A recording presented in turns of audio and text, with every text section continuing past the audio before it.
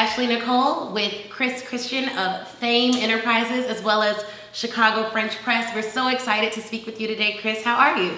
I'm great. Thank you so much for having me. Of course. Thank you for doing this. So before we get started or get too deep in the interview, can you explain to our viewers what is Fame Enterprises? What are the companies under that brand? Yes, so Fame Enterprises is a multimedia production company based here in Chicago, and it's an umbrella for 4 companies. One, Fame Integrated Marketing Communications. We work with large and small brands to amplify their brands. We have Maven magazine, which is an online and print publication for millennials to empower them and educate them. And we have Fame Studios, which is where we are now, where we create the content for Fame, IMC, as well as Maven magazine.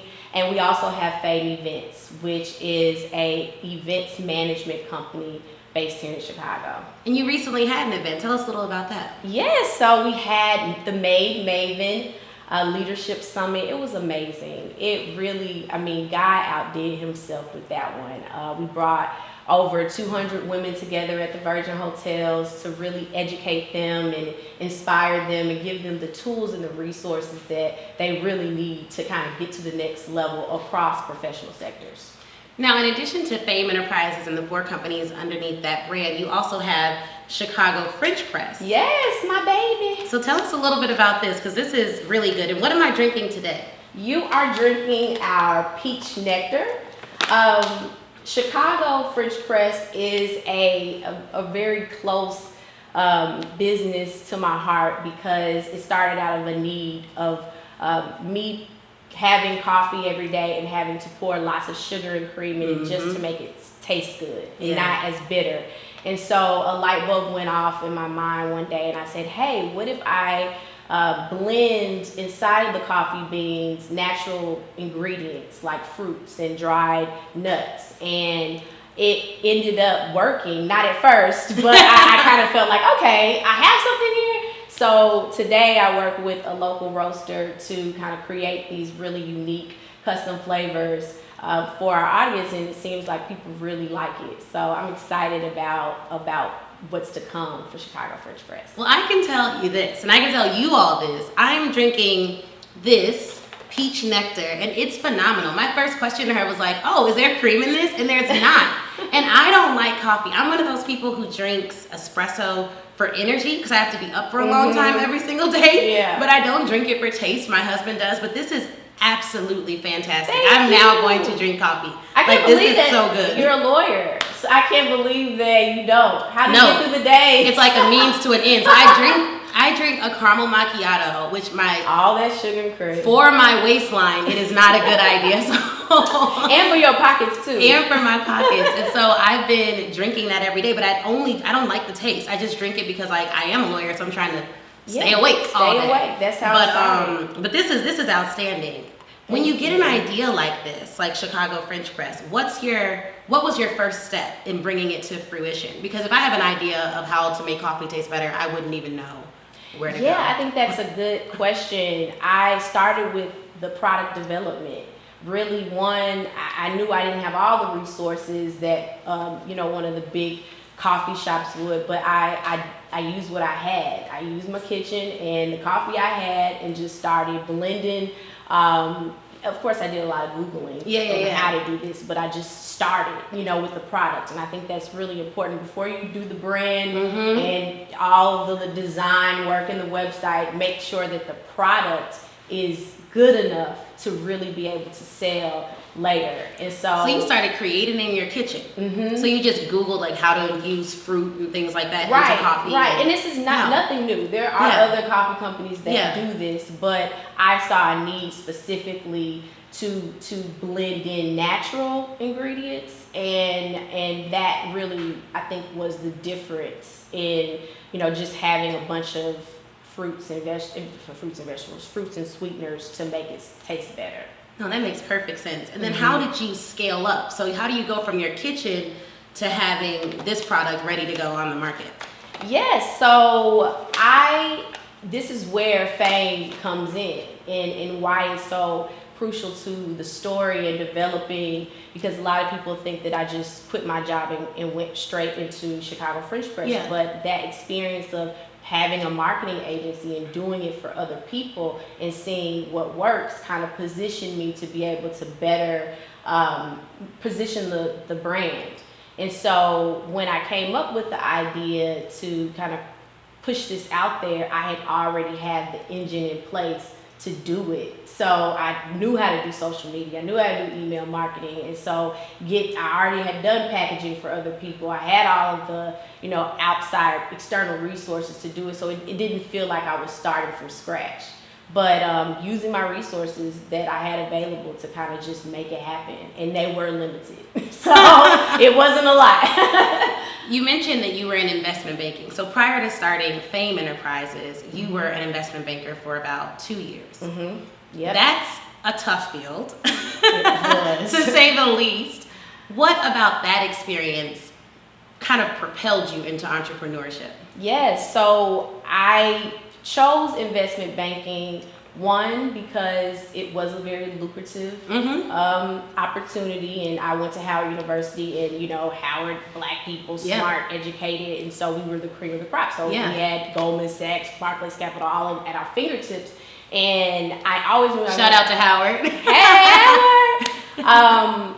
But I always knew I wanted to be an entrepreneur, but didn't exactly know what I wanted to be. So I said, what better place to get the training and the skills to be able to, create a business. Right.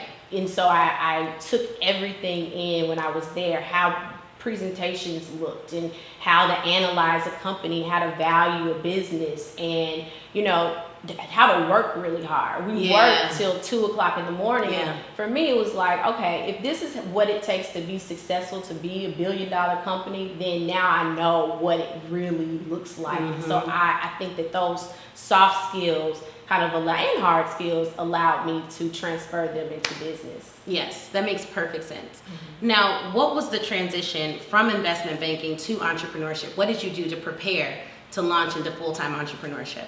Yes, so to prepare, while I was in investment banking, this is even crazier, I actually had a jewelry business. Really? Yes, and so I was itching to be an entrepreneur. I'm like, let me just do something. What was the jewelry business? It was called Couture by Kris D. Crazy, ridiculous. But it was in the very beginning when, online shops weren't as popular. Yeah. And so it really, really taught me the operations behind a business and, how to price things and how to really just create marketing campaigns. I had been doing that for clients, clients were my friends who launched businesses. And so just getting that understanding as a business, not just as a small business, not just the exposure of having an investment banking, because it's just the resources would be different. But I had that, and then I also taught myself skills while I was working that I knew that I needed, like Photoshop. That was when I learned Photoshop, I opened my eyes and world to possibilities, endless possibilities. So in addition to that, I saved like crazy. I saved all my bonuses, and I had a pretty penny when I left my job to start Fame. How much did you, if you don't mind sharing, how much did you have saved prior to leaving to start full-time as an entrepreneur? Great question. I'm very transparent. Yeah. I want to share people how much I had, it was about $35,000. Okay. And it came from my bonuses and everything. And like I was telling you before, I took that money and did not spend it really properly. And I think that for me, I learned so much from just the mistakes that I made in, acquiring that money and having, because I didn't realize how that's not normal. Like people just don't have $35,000 to start businesses. Yeah. And if I knew now, then what I know now, I think that it just would have been allocated a little bit differently. So you saved $35,000. You launched Fame Enterprises, and the first company that you launched under that brand was the marketing company. So I launched Fame Integrated Marketing. Okay. First, and so they build on top of each other as I, matriculated through entrepreneurship because of a need that was there, or, the fact that there are business cycles and I needed to start another business to get capital. So it started with Fame Integrated Marketing, and what we saw in the market was this need to provide full service marketing and branding services to entrepreneurs, because I saw that entrepreneurs and small businesses were having these horrible looking campaigns and advertising. And I was like, we deserve so much better than this. And, creating the in-house one-stop shop for people it made sense to me at the time, because I would have to hire a designer and a web developer and all these different people just to create one campaign. And it was annoying. And I was like, small businesses don't want to do this. And they probably won't even know how to do this. They're going to fall on their face.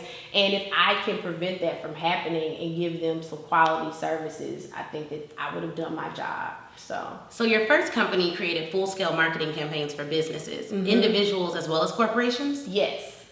How did you land your first corporate client, and who was that client? Yes, my first corporate client, I want to say that's a good question. BMW was not the first. I think it was McDonald's. Okay. And that happened because one of my mentors, Michelle Flowers, she owns Flowers Communications, and they were a client of hers. And so she hired us to do a little work for them. And then, that's how it all started with many of the businesses, the bigger, larger companies that we worked with. We would start with a website or, a little flyer.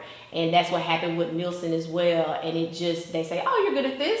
Okay, we'll try this. And then it just kind of catapulted into like more full scale campaigns from there. How did you land BMW as a client?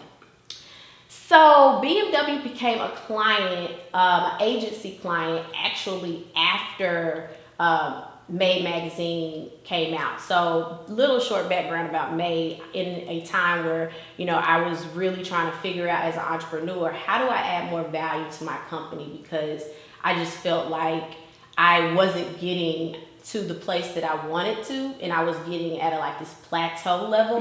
And so I was like, we need to take the content, repurpose the content that we have from our clients, and tell their stories and give people more exposure for their business, because they were small businesses, so they were trying to get in magazines and things. So we created that, and from there I reached out to BMW in a really hard time to sponsor an event that we were having.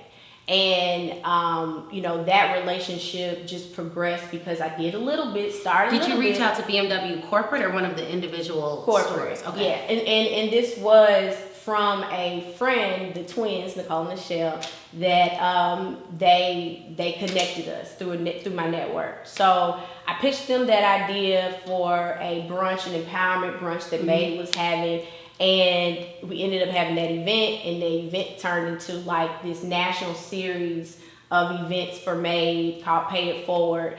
And through that, after that event, which we produced everything for the event, they said, okay, y'all can actually do the marketing and branding materials as well. So it kind of was full circle there, and they became a client after a sponsorship. So it all we just every day, little by little, whatever it was just going the extra mile to make sure that it reached that level of quality that I learned back in Wall Street, so it's a blessing. What has been your hardest day as an entrepreneur? I would say my hardest day would have been, I don't know if there was one particular day. I think that every day there is a struggle, seriously. And it's not always about money. It could be about people. Yeah. And it could be about clients, whatever it is. But I do think as a leader, it's always been about people and making sure that they are an investment. And I look at them as an investment and not a liability or an expense. And those days that were really hard where I felt like man, I need to build my team. I need extra help and I need support, and I didn't feel like I had it. That it started with me. It started with me training people. It started with me teaching how to do these things, what I was looking for, and not assuming that people knew already, or you know, that it was something that was expected, you know. And so I was able to. And that's tough. I mean, training people can be tough because you can train people and then they can leave. They can abuse the trust that you've put in them, and I think that all those things are consistent with just being a business owner or a business professional. But it's even tougher when you're a small business, because when we invest in someone, it's like, this is one of 5 people I can afford to invest in this year. You want that return, but you can't get the return unless you do the work. Absolutely. To train people. You can't expect that they're just gonna get it. Yeah, they won't. So that's a lesson, a big lesson for me throughout the years, because I've had amazing people, but some I've let go because of my inability to train and lead. And that takes time. And I think that's one of the issues that a lot of entrepreneurs that we've spoken to face, is that training. When you think of companies with the best training, they are large companies. They're machines. Like, I work at firms, they have a whole training department, and they spend hours upon hours developing materials, and it's tougher for smaller businesses to start training. Yeah, because we need them to do the work. So you're like, I don't want to invest in training because I need you to do the work. Right. But you have to train. Yeah, it's just as important. How many employees do you have now? We have 5 that work with us on a consistent weekly basis, and then, you know, for different projects, whenever we need someone, we'll hire them as well, just, you know, for that particular project. So we like to have a network of freelancers that can do the best at the job, and we choose the best people to do it. That makes a lot of sense. Always. Where can we find your products? If someone wants to subscribe to Made Magazine, how can they do that? If they'd like to buy Chicago French Press, where is it available? Yes, so I think that the easiest place to find everything would be my personal website, which is chrischristian.com. And then there's links to subscribe to Made, and then also order Chicago French Press. Perfect. And we will definitely link to the website as well. Yes, thank you. Thank you. We've talked offline a little bit about investment strategies and funding, and I think for most people who are sitting at home and are interested in entrepreneurship, or even just launching an event, the biggest issue is startup capital. What advice would you give to people seeking startup capital and or loans, and how do you suggest, like, where should they find them, and then how do you suggest they use the money in the first 6 months? Yes, I do not recommend loans. I despise them, because I think that they it's kind of like this quick fix that it really requires a strategy to, you know, allocate the funds properly. So before I would even get a loan, I would really make sure, one, that you really, really need it. Do I need this right now? Is there such a big demand that I'll need to be able to, I couldn't possibly get the money anywhere else. And so once I figured that out, then I would look at just different sources. It's not just loans, it's ask your family and friends first. That's the biggest thing. And I know sometimes we may not have you know, those people in our family, but it's worth a try, writing a letter and just saying, hey, this is what I'm trying to do, and would you support it? In addition to crowdfunding. Another one would be, you know, obviously your equity investments. But before I would do any of that, I would really make sure that my company is sound and that there is value there, especially when you're talking about investors. Absolutely. If the value is not there, people are going to look at it as, okay, she just needs this because she needs the money, versus this is a return. This will build a return. And you have to have accountability. When there's other investors, I think the scariest part for me, even in running the Kirkwood Foundation, our nonprofit, we just received 2 grants. Thank you so much. But now it's just a matter of, okay, we've received this money, there's a different level of accountability, and we have to make sure that they're getting a return on that investment. And even though we don't have to pay the money back, we have to see a return in our program. They have to see growth. And I think what you're saying is great about making sure there's going to be a return for those investors, because you Right. don't want to ruin your reputation within your first 2 years. Right. And so for me, I haven't raised any equity or any capital in that way because, one, I just want to be 100% right now. Yeah. But until I feel like, okay, I see the growth, but I just need it. Like right now, I still bootstrap to this day to be able to sell the product. Because my first thought is, to get money, what do? You sell a product. Right. And if you can sell more product, you can get more money. Right. You will get to a point where you have to scale and that just won't work anymore. But until you literally don't have to do that anymore, I would start there and just save as much money as possible. So if people often, especially when they have other jobs, like they're doing side hustles and they're not full-time, they look down at it. But having a job is the best thing that you can do to prepare for entrepreneurship, because you have the resources to save every other week. Especially if your job pays well, right? Right. Like I think, and Don't you can quit. learn. Don't quit And you can now. learn. So if you have a job that pays really well, you're learning a lot, you're developing relationships, you're in a client-facing business. Right. I think it's invaluable because I've experienced service on a steep decline. Yeah. Like wherever I go, it's difficult for me to find high quality service professionals unless I'm at like the Four Seasons. Shout out to them because they're exceptional. Every time I go there, I don't even worry. But other than that, it's a little bit challenging to find service providers. Yeah. And with keeping that in mind, you mentioned that as of today's date, you've made millions with your businesses. But what is your metric for success? And how do you manage after you're making that money, how much you keep, how much you invest back into the company? How have you been able to manage that process? Yeah, I think that's a good question.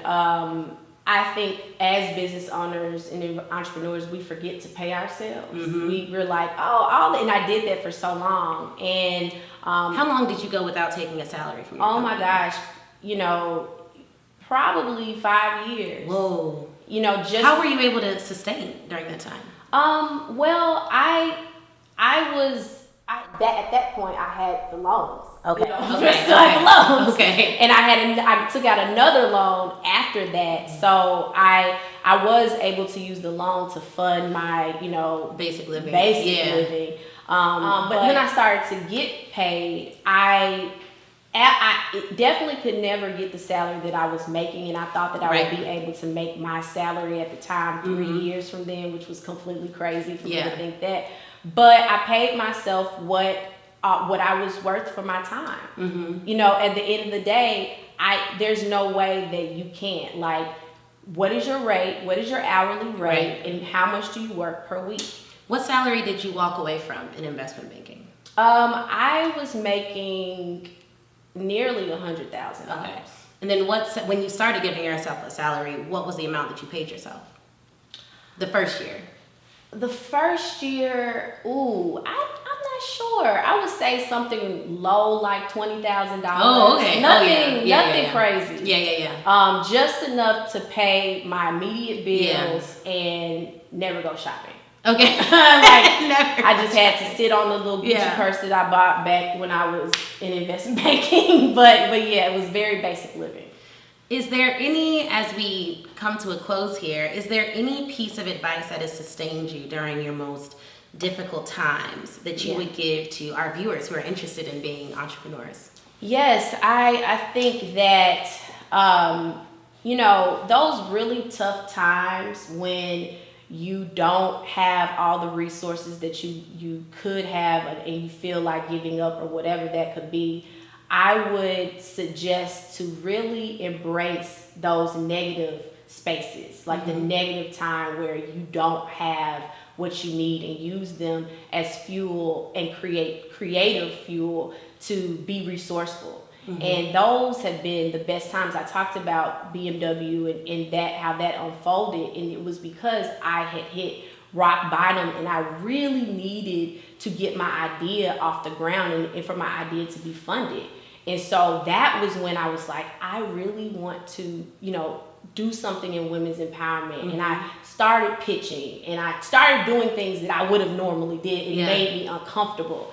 And I think those are the times that, you know, that's when the magic happens. That's when, you know, the guy unveils and reveals so many, you know, key like just gems in your life because you're thinking so hard to change it, you know. And so that's what I would say for anybody that's maybe going through a rough patch, is just to really exercise their ability to embrace what's happened and not shun it and go to sleep or, you know, put it on pause. Don't put it on pause. It's no reason to. It's just figure out, tinker a little bit and figure out what would work or what you can do today that can take you to another level. And then before you know it, it's like, oh, well, that one thing led to another, and now I have sponsorship, now it's this and that. I had no idea it was going to do that off of that one little hard patch for me. Wow. So, well, that's perfect. I've learned so much from this interview. I'm sure everyone watching has learned a lot. Thank you so much for speaking with us today. Go pick up, subscribe to Maven magazine. Please, I'm taking this home with me, but get you some Chicago French press. There's so many flavors that we didn't even get a chance to speak about. I mean, the flavors are phenomenal. And give us your social media handles and where they can find everything one more time. Just let us know how we can stay in touch. You can stay in touch. My personal is Kris D Christian. And you can find Chicago French Press at Chicago French Press. And Maven Magazine is Maven Magazine US. Perfect. Thank you so much. Yes, thank you, Ashley.